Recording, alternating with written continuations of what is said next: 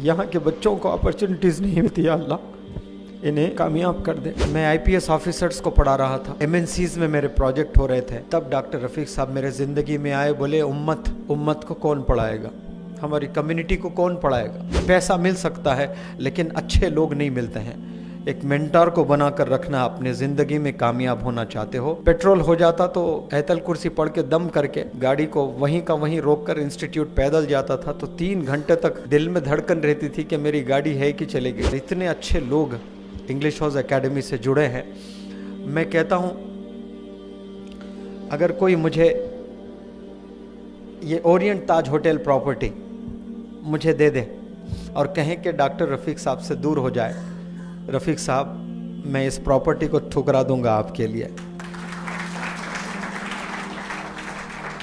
याद रखना, अच्छे लोगों से दोस्ती करना ये बहुत बड़ी दौलत है, ऐसी बड़ी दौलत है जो आसानी से मिलेगी नहीं आपको। पैसा मिल सकता है लेकिन अच्छे लोग नहीं मिलते हैं। एक मेंटर को बनाकर रखना। अपने ज़िंदगी में कामयाब होना चाहते हो, एरोगेंस हमेशा नीचे रहता है आपका। जब उनका हाथ सर पर होता है, उनके गाइडेंस पर हम लोग चलते हैं। डॉक्टर साहब के पास नो नहीं है किताब में, नो टुमारो ये चीज़ें है ही नहीं। एक दफ़ा मुझे फ़ोन किए, यहाँ आइए एक इनाग्रेशन है ज़बरदस्त।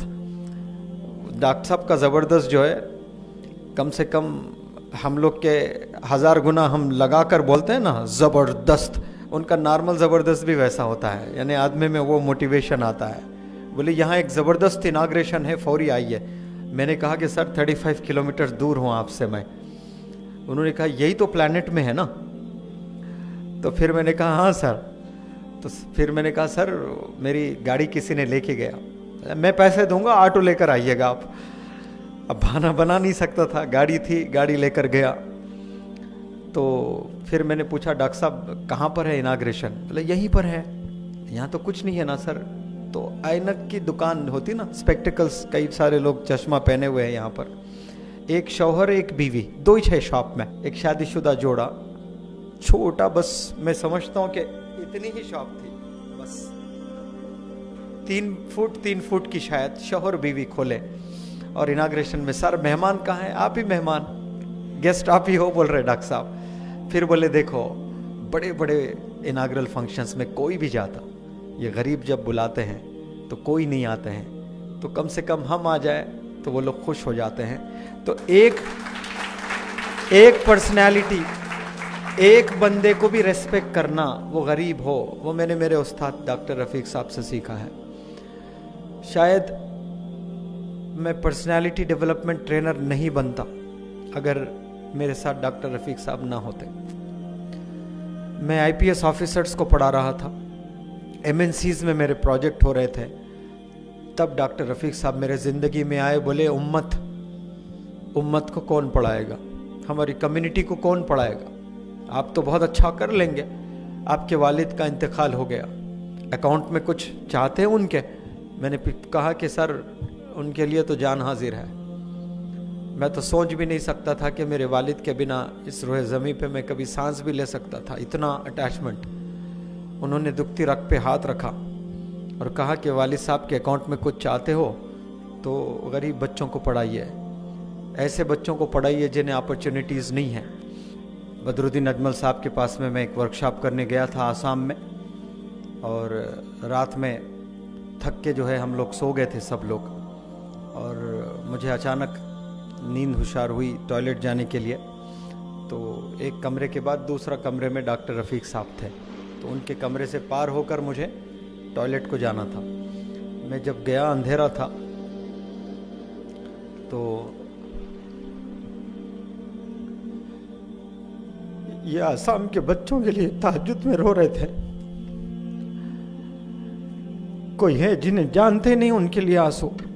रात में 2 बजे तहज्जुद की नमाज में अकेले। मैं ये सिसकियाँ किसकी है, देखा तो डॉक्टर रफीक साहब दुआ कर रहे हैं कि यहाँ के बच्चों को अपॉर्चुनिटीज़ नहीं मिलती, अल्लाह इन्हें कामयाब कर दे, ये वर्कशॉप आसाम में आम कर दे। ये इनको हैदराबाद में ये पैंट शर्ट में वली है करके बोलते हैं। ये सामने मुझे नहीं कहना है, डॉक्टर रफ़ीक साहब को बदरुद्दीन अजमल साहब मिलते हैं तो पेशानी पर चुम्मा लेते हैं और कहते हैं इनको डॉक्टर रफ़ीक ना बोलो, अल्लामा डॉक्टर रफ़ीक बोलो। इतना उम्मत का दर्द मेरे हयात में मैंने किसी पर्सनालिटी में नहीं देखा। देखा तो अपने अपने इदारों के लिए देखा, सबको अपने दुकानों के लिए देखा, अपने ऑर्गेनाइजेशंस के लिए देखा। ये वाहिद पूरे इंडिया में एक पर्सनालिटी को देखा मैंने जो सबके एनजीओस को प्रमोट करने में लगते हैं। इतना इदारे को दिल से चाहना आज हमारी उम्मत में ये चीज़ नहीं है। सिर्फ अपने ही मदरसे को अच्छा मदरसा बोलते हैं, अपने ही स्कूल को अच्छा स्कूल बोलते हैं, उसको ही प्रमोट करने चलते हैं। मैं अल्लाह से शुक्रिया अदा करता हूँ कि इतना ज़बरदस्त उस्ताद मेरे ज़िंदगी में मुझे अता फरमाया अल्लाह सुब्हानहू तआला ने। I take this opportunity to thank you sir.